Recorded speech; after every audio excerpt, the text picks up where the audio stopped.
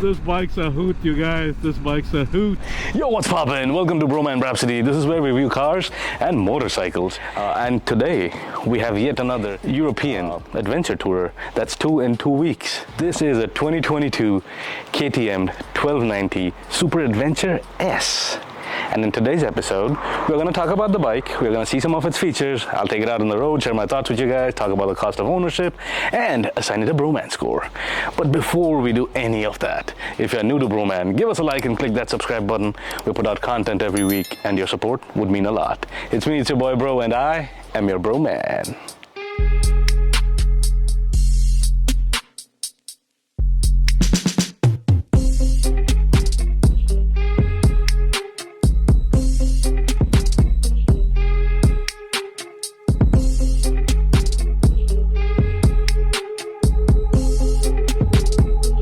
Although it looks big and bulky, it can hustle, it can move. It's a KTM after all. And it should be a lot of fun to ride. I am super excited about it. I mean, if you look around the bike, this is set up to go places where the paved road ends. And you can ride this forever. If you want to take the highways and stuff to your favorite unpaved roads or whatever, this can do it. And you'll be comfortable. Let's go ahead and take a look, walk around and take a look at some of its features. It's got that distinctive headlight with cornering lights, and right there is the radar for your adaptive cruise. Dual 320mm disc brakes, and this has a 24.7 degree rake angle. What's the rake angle, you ask? Well, draw perpendicular from the steering mount. Follow the fork tube. That angle is your rake angle. Shorter the rake angle, the more nimble the bike is, and larger the rake angle, the more stable it is at higher speeds, highway speeds, and such. Now if you look closer there at the bottom, you see it's got a skid plate. It already comes with a skid plate, so you know it means business. On the top over there is the heart of the beast. That's the liquid cooled 1290cc LC8 V twin that puts out that whopping 160 horses and about 90 odd foot-pound of torque. And this bike is meant for serious long distance riding. How do we know that? Well, it's got a 6.1 gallon fuel tank, and the fuel tank is not actually up there, it sits down below. Why does it do that? Well, that actually helps in this lowering the center of gravity, so if you're going through twisties, makes it for a real fun ride. And behind there is your radiator with the fans and the liquid and all that cool stuff. Alright, and as for these crash bars, these are aftermarket crash bars by Outback Motor Tech. And they make the full crash bars for these KTMs. The KTM crash bars come about yay high. Now, this particular bike has the Acropovic slip-on exhaust, which kind of hides itself behind those bags. Now, these bags are all GV bags. These are not the KTM bags again, but these are very sturdy and, you know, they kind of look cool. They go along with the matte finish of the bike. And then we come to our seat. And this has a 33-inch seat height. For the rider seat, it's the ergonomic heated seat. And it's got that little orange stitching there. Really cool, really cool. And then the passenger seat is the regular seat, but that's really comfortable, looks really comfortable at least. Alright, looking at the back of the bike, you can see it's got the dual exhaust thing popping from the side. You have taillights underneath there, and then turn signals, license plate holder, all that fun stuff. And hey, it's a chain drive, so all y'all people about like, you know, adventure bike's gotta be a shaft drive. Well, no, it's a chain drive. Deal with it. Oh, and take a look at this. On the side, it tells you that it's ready to race. Ready to race, come on, man, let's go! Alright, it's got a lot of power, we get it. What about the suspension? Well, it has the semi-active electronic suspension up front. You can make changes on the fly. And then you have this windshield over here. Now, this windshield is manually adjustable. So you see that little lever over there? You twist it and it can go up and down. Alright, so let's talk about the key fob. This has keyless ignition. And that's the key fob for the KTM, says KTM, and that's your little button to press to unlock the bike. Let's talk about handlebar controls. On the left hand side, you have the buttons to toggle through the menu and quick call to and getting to your menu and browsing through the menu, turn signals, horn, and your adaptive cruise. As for the buttons on your right hand side, you have the two favorites buttons, C1, C2, hazards, your lock button or start button, and then the kill switch. Alright, now let's check out the infotainment screen.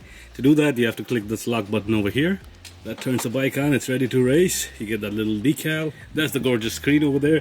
And check out this. This is your tachometer. The tachometer, you have your speedometer, which riding mode you're on, your which gear you're on, your fuel gauge, outside temperature, clock, and a bunch of all of these fun little information pieces. And you can toggle through all of that if you wanted to. And this brings you to your bike info, and you have a lot of stuff over here. You have your trip computer, you can change your riding modes, your ABS mode, and your traction control.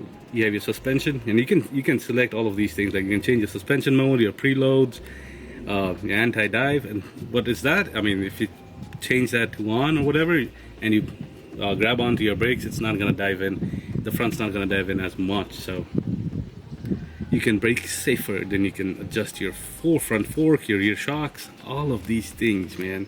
There's like tons and tons of options. Then you have your adaptive cruise. You can set your adaptive cruise mode, your distance and whatever. Your heated seats. And then finally you come to the KTM. You can connect your phone, your headset, and all that good stuff. Custom switch, that's your... the custom switch is basically the ones on here, C1 and C2, the two favorites. And you can customize what each of those things do, like a quick call to action of sorts. And below the screen is a 12-volt power outlet. Oh, a cigarette lighter style power outlet. Pretty neat. It's a little storage space. You can keep your keys or small electronic devices in here. Probably won't fit a phone. Alright, so now that we've looked around the bike, seen some of its features, do you guys happen to know what time it is? It's right o'clock, let's go! Alright, if you guys are new to Bhroman, give us a like and hit that subscribe button. We put out content every week, and your support would mean a lot. Let's go! Alright, let's make a couple of U-turns and see how this puppy maneuvers, shall we? And it's a tall bike and it's a big bike, but U-turns, oh my god, are so easy. U-turns are so easy on this big behemoth. You can do it all day. It's the pull test. I have it in sport mode, so let's go. Yeah. Yeah. Yeah.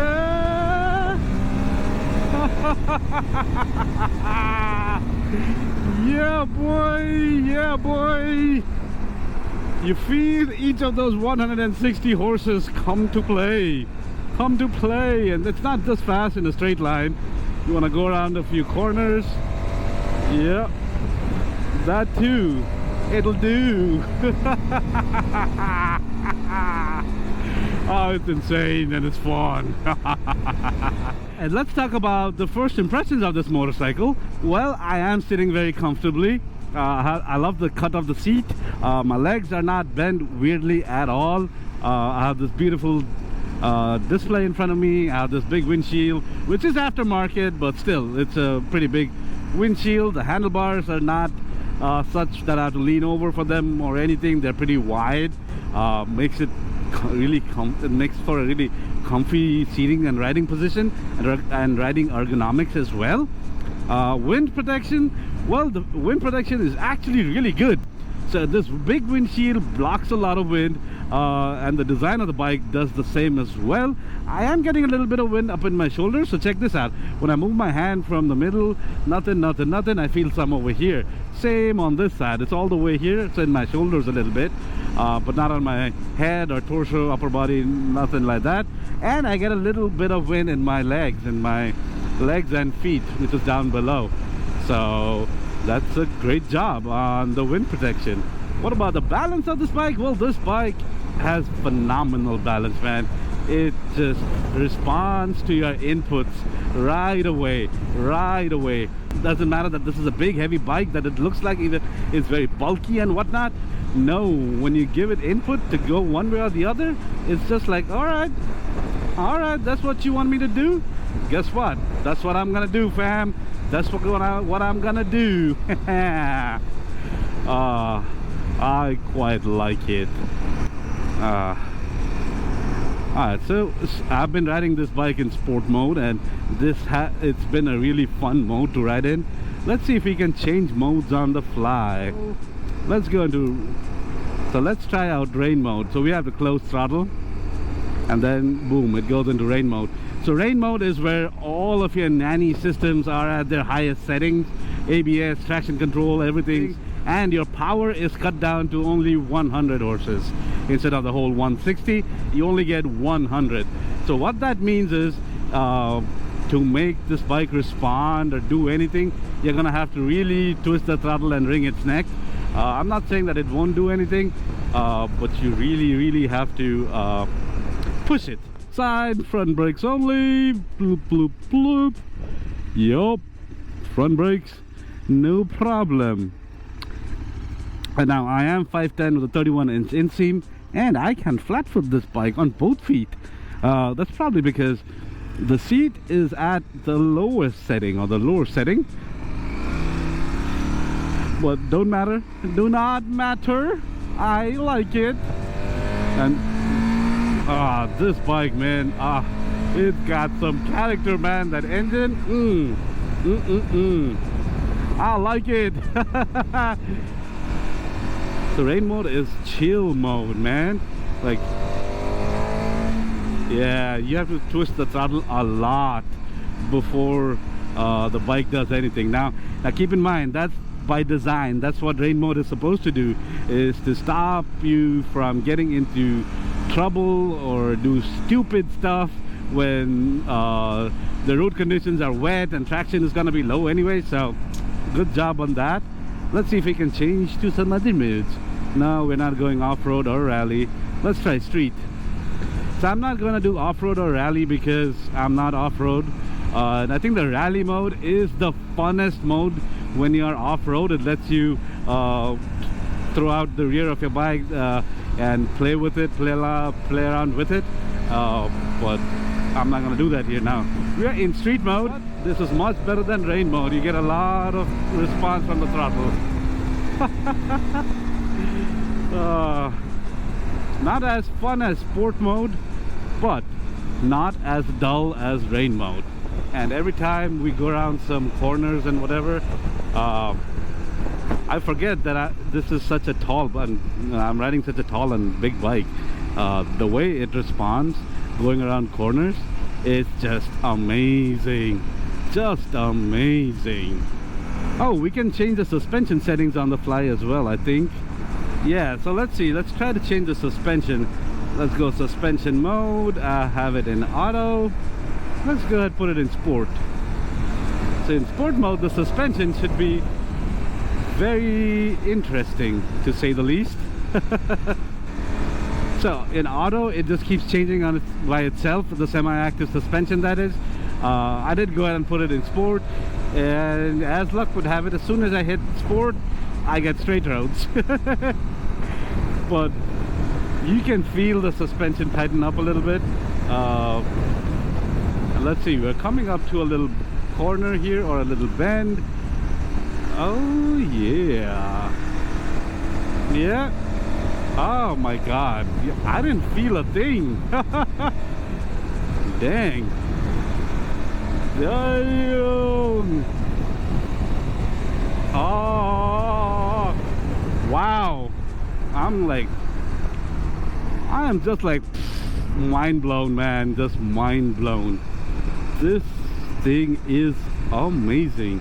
I can put it in street or comfort, off-road. Dang, a lot of goodies. So would this be a good bike for commuting? I don't see why not. I mean, it's got saddlebags. Now this has GB saddlebags. You could get or panniers, saddlebags or panniers, whatever, whichever one you prefer. And yeah, you got storage space. The seat is comfy, very responsive engine, and you know, you have the rain mode and stuff. So yeah, you're covered, man. Commuting should be fun. What about touring? Is this a good bike for touring? Well, let's see. Is the seating position comfy? Yes. Is the riding position comfy? Yes. Does it have saddlebags and storage space, or panniers and storage space? Yes. How about wind protection? It's got pretty decent wind protection. It blocks a lot of wind. I mean, when I say pretty decent, I mean it's just a little shy of being amazing. The other thing is, it's got a 6-gallon fuel tank, so touring should not be an issue with this motorcycle. What about beginners? Is this a good bike for beginners? Well, let me ask you. This is a big, heavy bike. Costs about in the 20s. Puts out 160 horses. What do you think? Good bike for beginners? Hell no. Hell no. Not a beginner bike at all. Especially for someone who's brand new to motorcycling. No. Not at all. But what about the cost of ownership, bro, man?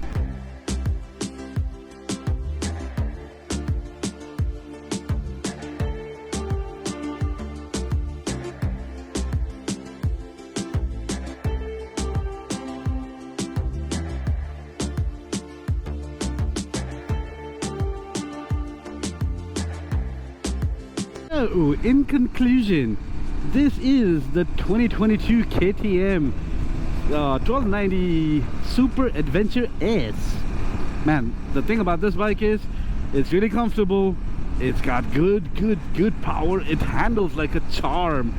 Great wind protection, great design, great riding ergonomics, seating ergonomics. You get different colors, so it can pop out quite a bit. Now I get it, like the biggest thing that a lot of people say about this bike is the front headlamps and the look of that of the KTMs. Well, get over it, man. I say get over it. It's different, but yeah, once you get behind the seat, behind the handlebars, man, this bike is just freaking amazing. You know, it's a complete package of comfort, power, handling, all of it. And you could go long distances, you could commute, and this is definitely not a beginner bike. Now, is this, and like, I gotta make a special mention about that semi-active suspension and how you can change the suspension settings on the fly. That is so cool and so amazing. Like, you know, you can change the suspension settings while you're on a ride. You did the twisty section, you can change it to sport. You had a long straight section, change it to comfort or whatever. So yeah, I quite like this bike. Now, is this the bike for you?